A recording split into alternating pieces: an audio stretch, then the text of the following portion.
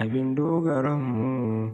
Khalas Hausa TV majiya kwara, sanin yau da kullum abin dogaranmu. Khalas Hausa TV.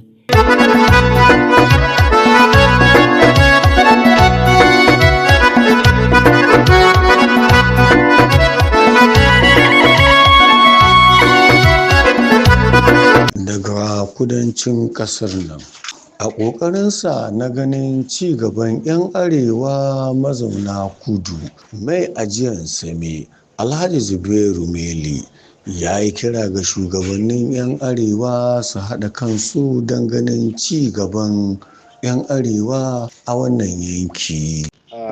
Alhaji Jamilu, tambayoyinka mai mahimmanci ne, ko a baya kuma ko a yanzu kuma ko a gobe. Shine kullum mu tunaninmu mu ga manyanmu wanda suke nan kudu da mu ƙanana wanda muke nan kudu, mu yi kokari mu hada kanmu, bambance mu cire shi mu ajiye shi gefe. Domin me, in manyan da mu kanmu in muka lura wayanda muka dandade muka kai shekara kamar 20-25 a nan kudu, mun ga abubuwa da yawa ya faru, kuma rashin haɗin kanmu din ya kawo mana koma baya. To saboda haka ina jawo hankalin manyanmu da sarakanmu na Hausawa, da sarakanmu na bare-bari, da sarakanmu na Nufawa, duk dai wani mai mukami na sarauta wanda yake nan kudu, ina mai roƙon su don Allah da Annabi su hada kansu, domin wannan haɗin kai shi zai kawo haɗin kan al'umma arewa.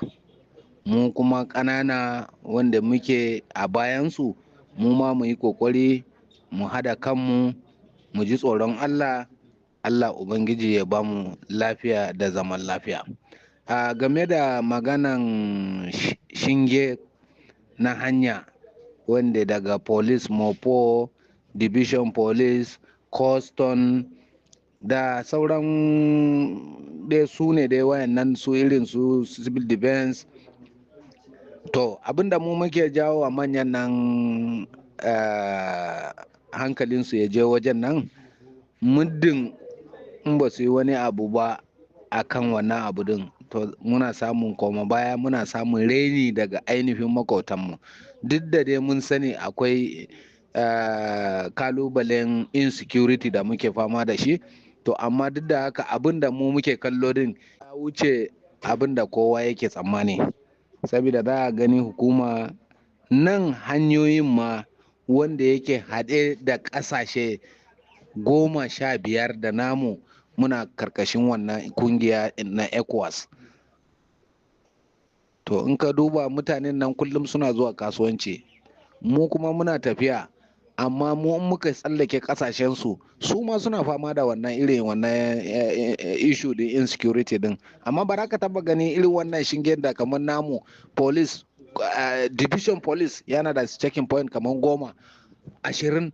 Mopo wanda aka kawo su domin tsaron boda, abin da ya shafi boda, suna da checking point sama da guda 30 ko 15.